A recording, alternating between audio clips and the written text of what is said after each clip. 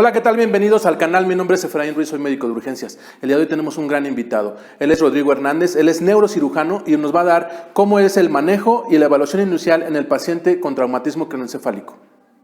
Hola, buenos días. Yo soy Rodrigo Hernández, soy neurocirujano. Hoy vamos a abordar el tema de traumatismo craneoencefálico en el adulto. Los objetivos de la plática serán tener una definición estandarizada, la clasificación adecuada del traumatismo craneoencefálico, aprender a valorarlo, a identificar lesiones primarias y secundarias y con ello la derivación adecuada al médico especialista. Para iniciar necesitamos saber qué es el traumatismo craneoencefálico. Por definición, el traumatismo craneoencefálico se define a toda aquella lesión física sobre el tejido cerebral que va a alterar de forma temporal o permanente la función del mismo. ¿Qué quiere decir eso? No todo golpe en la cabeza es un traumatismo craneoencefálico, pero para que se defina así, tiene que haber alguna deficiencia en la funcionalidad, ya sea pérdida del estado de alerta, alguna alteración cognitiva, alguna alteración de la concentración o algún signo neurológico. ¿De acuerdo? Entonces, es importante saber también la epidemiología. ¿Por qué es importante? El impacto que tiene el traumatismo craneoencefálico en el mundo es muy alto, desde funcional y económico. Entonces, vamos a ver que en Estados Unidos, que es donde tenemos una epidemiología pues, un poco más trabajada, vamos a ver que el reporte del 2013, que es uno de los trabajos más grandes que tiene Estados Unidos, identificaron que las atenciones en el servicio de urgencias por traumatismo craneoencefálico fueron de 2.5 millones. De estos, 282,000 fueron hospitalizados en este año, con un total de muertes de 56,000. Y si hablamos de repercusión económica, vamos a ver que aproximadamente tiene un coste anual de 76,500 millones de dólares. ¿De acuerdo? Entonces, es por eso que es muy importante, aparte de que es causa principal en la edad joven y adultos jóvenes de muerte y discapacidad. Bueno, el siguiente paso sería aprender a clasificarlo. Entonces, hay diferentes clasificaciones, se ha tratado de homologar muchas clasificaciones. La más aceptada, utilizada mundialmente, porque es, digamos, fácil y reproducible, es la de la Organización Mundial de la Salud, en donde lo clasifica de leve, moderado y severo, de acuerdo a la escala de coma de Glasgow, que veremos más adelante. Entonces, leve, la escala de coma de Glasgow, un puntaje de 14 a 15, moderada de 9 a 13, severa de 3 a 8, ¿de acuerdo? En las clasificaciones que se han hecho, por ejemplo, la de Becker suma a esto un grado 4 que sería muerte encefálica. Otras características del traumatismo craneoencefálico leve es aquel que tiene alguna alteración del estado de alerta que es menor de 30 minutos y que tiene amnesia ya sea anterógrada o retrógrada de no mayor de 24 horas. El moderado vamos a tener una pérdida del estado de alerta mayor a 30 minutos pero menor a 24 horas. Y en el severo, pues vamos a ver que la escala de coma de Glasgow es el que nos va a dar esa pauta. Pues es un paciente que, como ya lo hemos visto en temas previos, requiere de manejo inicial de la vía aérea. Otra clasificación es abierto y cerrado, que guarda relación en la descripción con si hay solución de continuidad de tejidos blandos, cráneo e incluso meninges cuando es abierto, y cerrado es, por ejemplo, aquella conmoción cerebral o aquel daño axonal difuso, en donde no vemos una lesión en tejidos blandos ni óseos, pero sí hay alguna alteración neurológica. Ahora bien, todos como médicos generales, médicos de urgencias o de especialidad, nos vemos en la necesidad de saber cómo diagnosticar y cómo tratar de forma inicial a los pacientes. Entonces, los objetivos que vamos a tratar aquí es ¿cómo evalúo al paciente que me llega al servicio de urgencias o al servicio de atención de primer nivel? ¿Cuándo es necesario hacer estudios de imagen? ¿Cuándo derivar con el especialista? Entonces, los objetivos principales de la evaluación y manejo inicial son identificar datos de hipertensión intracraneana, llámese esta como una presión intracraneal mayor a 20 milímetros de mercurio durante más de 15 minutos sostenida. También prevenir lesiones secundarias asociadas a los daños primarios. Y vamos a hacer una pausa para dar dos datos importantes. Recordar los valores normales de la presión intracraneal en el adulto, que son de 10 a 15 milímetros de mercurio, y la presión de perfusión cerebral de 60 a 70 milímetros de mercurio. Es importante saber este parámetro porque es nuestro objetivo en el tratamiento del paciente con traumatismo craneoencefálico severo. ¿Cómo obtenemos la medición de la presión de perfusión cerebral? Es la diferencia entre la presión arterial media y la presión intracraneal. La principal herramienta clínica que tenemos para la evaluación inicial del traumatismo craneoencefálico es la escala de coma de Glasgow, que nos permite clasificar el estado despierto del paciente y nos ayuda también a tomar decisiones. Entonces, para poderla aprender, que es en realidad sencilla, tenemos que valorar 3 respuestas: la ocular, la verbal y la motora. Y vamos a darle un puntaje de acuerdo a la respuesta que vamos a obtener con cada parámetro. Entonces, puntaje máximo para la ocular, 4 puntos. Y lo vamos a obtener en un paciente que tiene una apertura ocular espontánea. 3 puntos, aquello que tiene una apertura ocular a la orden verbal. 2 puntos para aquel paciente que tiene apertura ocular al estímulo nociceptivo. Y 1 punto, aquel paciente que no responde. Después, respuesta verbal. Son un puntaje máximo de 5 para aquel paciente que va a estar conversando y orientado. 4 para aquel que va a estar hablando pero desorientado. 3 cuando hay palabras inapropiadas. 2 cuando el sonido es incomprensible. Y 1 sin ninguna respuesta. La otra respuesta que vamos a valorar es la motora, dando un puntaje máximo de 6 para aquel paciente que obedece, moviliza la orden verbal o que incluso tiene movilización espontánea. 5 puntos para aquel paciente que va a localizar el sitio del estímulo nociceptivo. 4 puntos para aquel que retira y flexiona. 3 puntos para aquel que tiene una flexión anormal. 2 puntos para aquel que tiene una extensión anormal. Y 1 punto para aquel que tiene una respuesta nula. Con esto tenemos un puntaje máximo en la escala de coma de Glasgow de 15 y un puntaje mínimo de 3.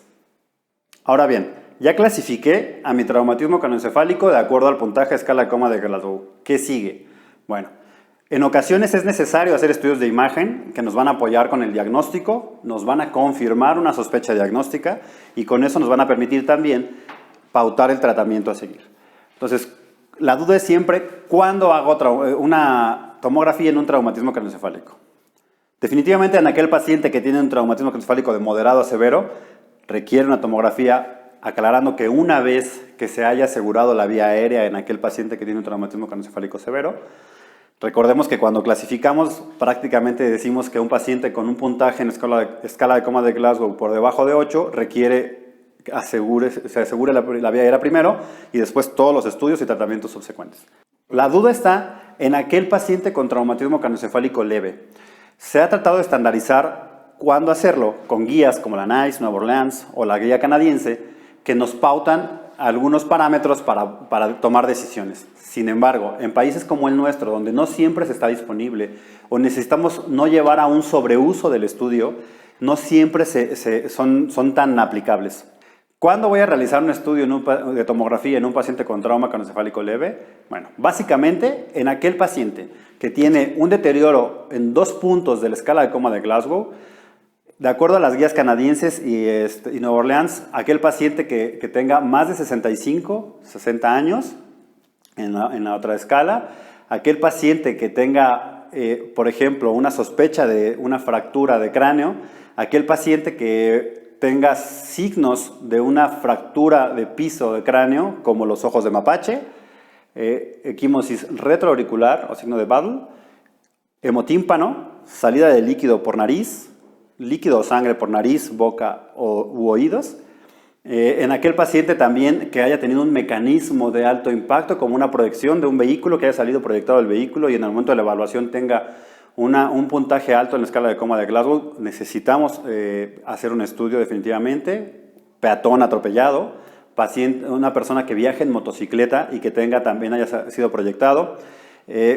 Aquí existe la duda en cuanto a si la altura de la caída, de una caída, debe ser tomada en cuenta, y pues las guías nos mencionan que podemos considerar hacer un estudio de tomografía en aquel paciente que tenga una caída por arriba de 1 metro, aunque pues, consideremos que esto podría llevarnos a sobreutilizar el recurso, ¿no? Si hay amnesia mayor a 30 minutos del evento, es otra de las indicaciones. Si se evidencian crisis convulsivas posteriores al evento, también. Si el paciente tiene dolor de cabeza que va incrementando a la escala inicial, o que si hay presencia de vómitos, y sobre todo vómitos en proyectil. Ahora vamos al siguiente paso. Vamos a ver las lesiones del traumatismo craneoencefálico o las lesiones asociadas al traumatismo craneoencefálico. Las vamos a desmenuzar un poco y ver cuál es su tratamiento. Para poderlas ver, tenemos que clasificarlas. Y vamos a ver que podemos encontrar desde fracturas, que pueden ser ya sea de la bóveda craneal o de la base del cráneo.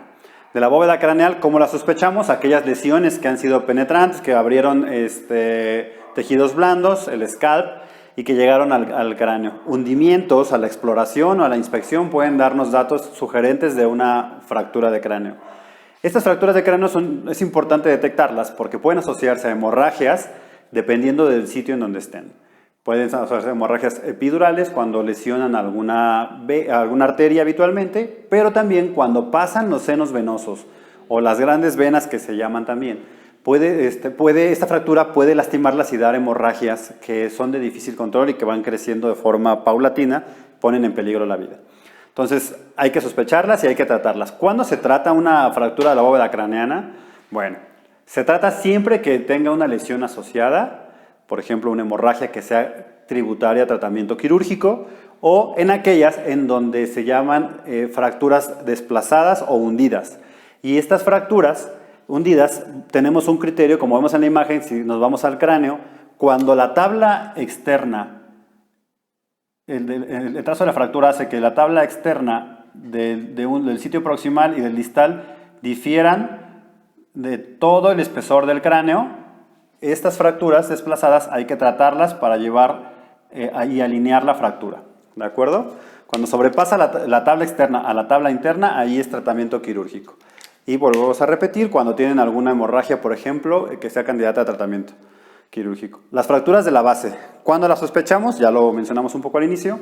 Cuando hay algún signo, como signo de mapache, la equimosis retroauricular o la salida de líquido o sangre por nariz, boca u oídos.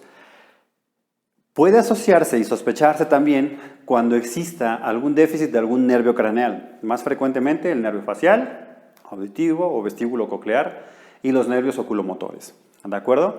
Esas lesiones esos déficits pueden hacernos sospechar de alguna fractura, aunque más frecuentemente el facial y el vestíbulo coclear. Los oculomotores pueden verse afectados simplemente por el trauma, sin necesidad de que sea por la fractura, pero también pueden verse en esos casos. Luego, ya vimos fracturas, hemorragias. Las hemorragias pueden ser de diferentes tipos dependiendo del sitio donde se presenten y el tratamiento también es diferente. Y vamos a hablar aquí de hemorragias agudas y traumáticas, entonces el tratamiento va a depender y variar de eso. Si nosotros vemos el dibujo que tenemos en esta parte de aquí, vamos a ver que existen espacios virtuales y espacios reales en donde puede haber hemorragias. Entonces, la primera hemorragia que tenemos es la hemorragia subgaleal. Es una hemorragia extracraneal que involucra los tejidos blandos y que difícilmente requiere tratamiento quirúrgico. Solamente cuando diseca el tejido y pone en peligro porque recuerden que la vascularidad viene a partir de la galea y cuando una área amplia de tejido se diseca puede tener avascularidad. Entonces, solamente en esos casos, pero la verdad es que la mayoría de las veces solo se observan. Se dan antiinflamatorios, se puede manejar hielo local incluso en la fase aguda para evitar que disminuya y compresión con una capelina. Segundo espacio, la hemorragia epidural. Importante, se encuentra entre el hueso y la dura madre. Los libros y la literatura la describe clásicamente como una imagen biconvexa. Así se ve la imagen. Y esta hemorragia ya amerita más atención, porque tiene una mortalidad del 5 al 50%, está asociada a fracturas craneales en el 80 a 95%, y dentro de estas fracturas craneales y lesiones vasculares, el 66% se ha asociado a la lesión de la arteria meningea media. Es importante también saber que el cuadro descrito tradicionalmente en los libros de esta hemorragia de un paciente que tiene el trauma craneal tiene un periodo de lucidez y después deterioro neurológico, solo se presenta en el 30% de los casos. Entonces no siempre vamos a encontrar ese cuadro descrito, pero sí lo vamos a sospechar en que hay el paciente que empieza a tener deterioro neurológico, que tuvo un trauma de alta energía y personas habitualmente que salieron impactadas en un vehículo automotor, en una motocicleta. ¿De acuerdo? El tema es cuándo operar. Estas hemorragias se tienen criterios quirúrgicos en donde, dependiendo de la escala de coma de Glasgow, su puntaje, dependiendo del estado neurológico, si tiene más de 30 milímetros en su volumen, que esa medición se hace por el médico radiólogo, 30 milímetros en su volumen es tributario a drenaje quirúrgico.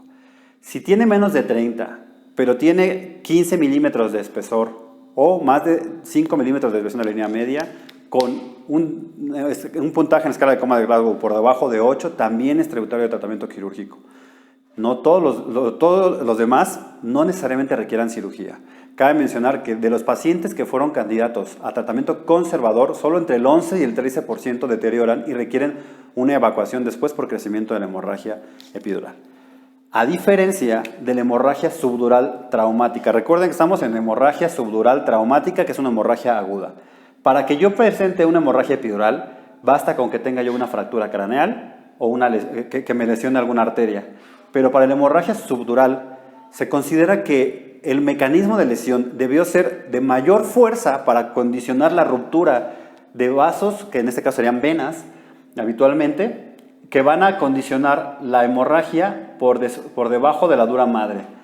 Característicamente lo vamos a ver en la tomografía como una lesión semilunar, porque viene desde la dura madre hasta el parénquima cerebral y viene como semilunar. ¿De acuerdo? Aquí el tratamiento quirúrgico es, bueno, primero hablar de la mortalidad también asociada, que está descrita en la literatura desde el 45 hasta el 74%, que tiene relación esta mortalidad con la edad, es decir, personas jóvenes tienen mejor pronóstico, personas mayores de 60, 70 años tienen peor pronóstico, tanto para sobrevida como funcional. Entonces, ya vimos que el paciente tiene una hemorragia subdural. ¿Cuándo operarla? ¿Cuándo tiene que ser intervenida? Bueno, el criterio es cuando la medición del espesor de la hemorragia subdural es mayor de 10 milímetros o la desviación de la línea media es mayor de 5 milímetros, sin importar el puntaje en la escala de coma de Glasgow. Si tenemos menos de estos parámetros, pero tenemos déficit neurológico asociado o deterioro del estado de alerta, también puede ser tributario a manejo quirúrgico. Recuerden que estos son sugerencias en el manejo, pero siempre tenemos que individualizar dependiendo de las características clínicas y de cada paciente. Si el paciente estaba con anticoagulantes, antiagregantes, si el paciente es un paciente alcohólico, son situaciones a tomar en cuenta para poder decidir.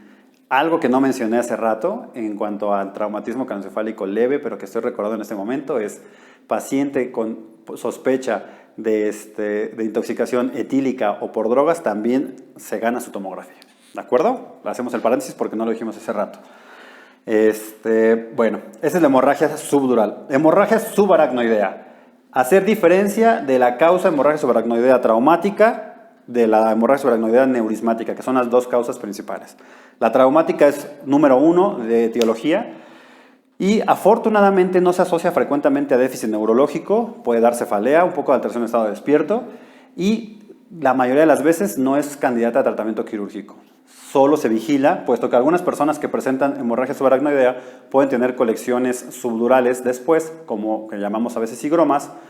Es poco asociado, pero podemos presentar hidrocefalia en algunos pacientes, sobre todo en la edad pediátrica o en adultos mayores, pero es importante que la vigilemos. ¿De acuerdo? Entonces, esta no es generalmente tributaria a tratamiento quirúrgico. Y la parenquimatosa, o también llamada como contusión cerebral, es una hemorragia en el parénquima asociada a las fuerzas de aceleración y desaceleración en el vector, o que pueden ser rotacionales y que van a romper la microvasculatura que se encuentra en el parénquima cerebral. En la tomografía inicial puedo no verlas incluso, o puedo verlas como una imagen que le llamamos en sal y pimienta, que son un puntaje blanco entre el parénquima que se ve gris en una tomografía, y estas la mayoría de las veces tampoco requiere tratamiento quirúrgico.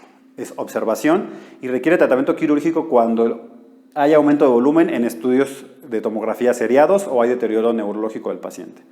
¿De acuerdo?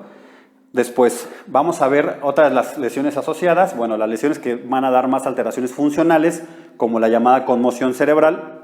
No todas las conmociones cerebrales son asociadas al deporte. También se encuentran en pacientes que no son asociados al deporte, que son caídas, por ejemplo, o el daño, la lesión axonal o el daño axonal difuso.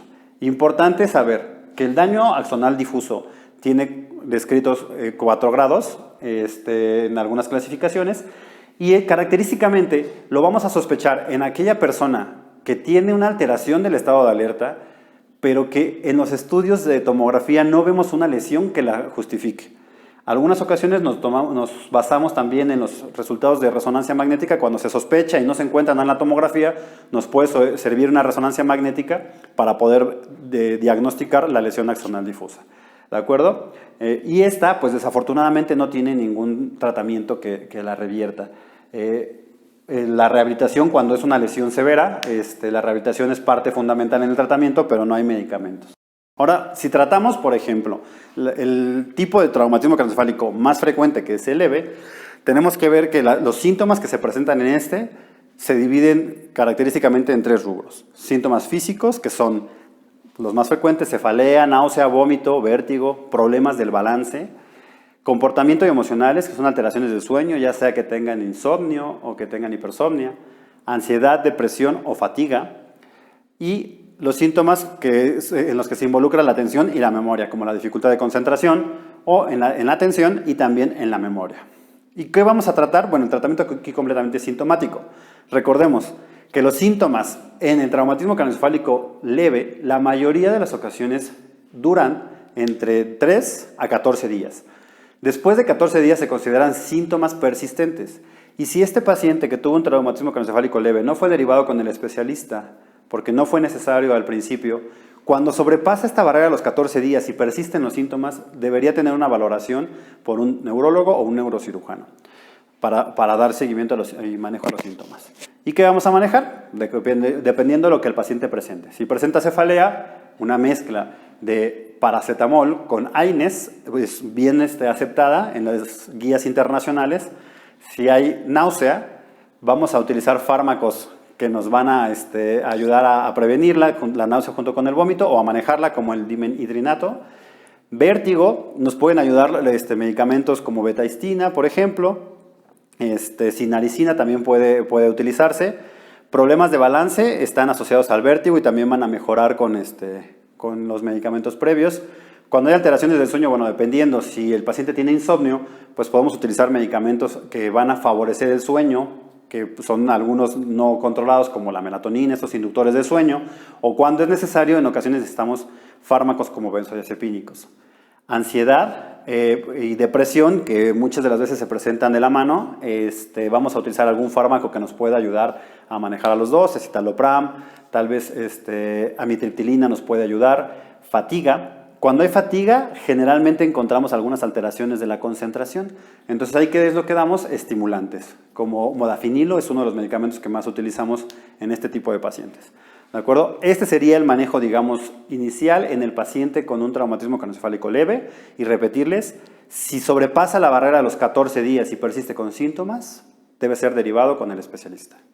Ya el siguiente paso sería traumatismo craneoencefálico moderado y severo, que pueden ser tema de una sola plática por todo lo que se ha escrito sobre estos, pero pues tratando de resumir lo que está válido, aceptado y no, vamos a ver, ¿no? Que cuando tenemos un paciente ya con un déficit neurológico o una alteración del estado despierto que justifique el manejo hospitalario o en unidad de cuidados intensivos, lo primero pues es el manejo de la vía aérea, si es que es indispensable, ¿no? Que el paciente cumpla criterios. Ocasionalmente son candidatos a aquellos pacientes que tienen un trauma craneoencefálico severo de monitorización de la presión intracraneana.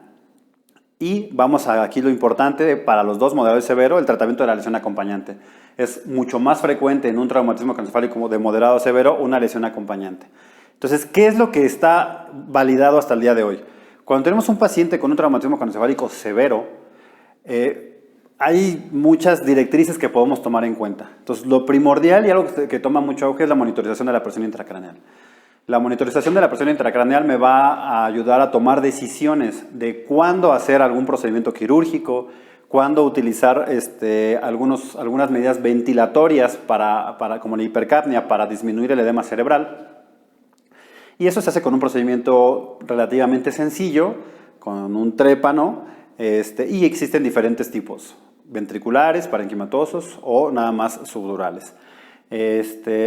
A nosotros preferimos la mayoría de las veces el que es intraventricular porque aparte de ser un catéter que nos va a ayudar a medir la presión intracraneal, nos va a ayudar también como en la parte terapéutica al realizar drenaje continuo del líquido cefalorraquídeo, con lo que vamos a disminuir un poco la presión intracraneal, mientras que las medidas no farmacológicas y farmacológicas nos pueden ayudar a disminuirla y con ello disminuir los daños secundarios.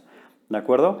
En esta plática no hablamos ya de la fisiopatogenia del edema cerebral porque ya hubo una plática previa en donde se tocó el tema ampliamente, pero bueno, ya retomándolo, vamos a ver que la evidencia dice que la craniectomía descompresiva en aquel paciente que tiene un aumento de la presión intracraneal mayor de 20 milímetros de mercurio durante más de una hora y que es refractario a tratamiento conservador, puede tener validez siempre y cuando sea una craniectomía, que actualmente ya se toma en cuenta más la que es fronto-temporo-parietal y que tenga mediciones aproximadas entre 15 por 12 centímetros o 15 por 15 centímetros. Una craniectomía más pequeña de ella no se ha asociado a mejoras en los resultados funcionales ni en la sobrevida. Y también una craniectomía bifrontal no se ha visto que tenga mayor peso contra la craniectomía fronto-temporo-parietal. ¿De acuerdo? Entonces, en esos pacientes que ya mencionamos se puede valorar la craniectomía descompresiva y sí ha demostrado que tiene mejores resultados, tanto funcionales como, sobre todo sobrevida, no tanto en funcionales. Todavía 2016, 2019, las soluciones hipertónicas y manitol tenían fuerza recomendándolas como tratamiento inicial del manejo con traumatismo craneoencefálico severo y edema cerebral. Actualmente los estudios han demostrado que pues, la verdad es que no hay tanto peso que nos pueda justificar, sin embargo en la práctica clínica y práctica diaria se sigue utilizando porque pues, tenemos pocas herramientas que tienen evidencia clara. La justificación de su uso se basa en que se toma en cuenta que disminuye la viscosidad sanguínea y con ello podemos perfundir de mejor manera el cerebro, aunque les vuelvo a repetir, no hay evidencia clase A, ni siquiera clase de 2, ni 2A ni 2B. Hipotermia. La hipotermia, por ahí en los 80s, 90s, era algo que se tomaba en cuenta y se utilizaba de forma temprana. La verdad es que ya no hay evidencia, aparte de que las complicaciones asociadas a ella y lo que se requiere para poderla llevar a cabo de forma adecuada no están en todos lados, entonces es algo que ya prácticamente no se utiliza. Y por último, el caballo de batalla que teníamos para todas las enfermedades neurológicas, los esteroides. Durante mucho tiempo tradicionalmente se utilizaron para el manejo de trauma incluso leve, pero pues las guías clínicas desde el 2006 para acá son muy enfáticas en decir que los esteroides no funcionan en el traumatismo craneoencefálico severo por la fisiopatogenia. Recordemos que el esteroide disminuye el edema cerebral siempre y cuando la causa sea vasogénica, es decir, aquella asociada a tumores cerebrales, por ejemplo, y no asociada a lesión axonal, como la que se presenta en su mayoría en el traumatismo craneoencefálico. Entonces, los esteroides literalmente están proscritos y lo único que van a generar los esteroides son aumentar la mortalidad asociada a los efectos secundarios como hemorragia digestiva o sobreinfección y no nos van a aportar ningún beneficio. Entonces, por favor, aquí sí los retiremos ya del tratamiento del traumatismo craneoencefálico. Agradecemos la participación del Dr. Rodrigo Hernández. Recuerda, si quieres seguir siendo el mejor en tu clase, no olvides darnos like y comparte. Dale click a la campanita.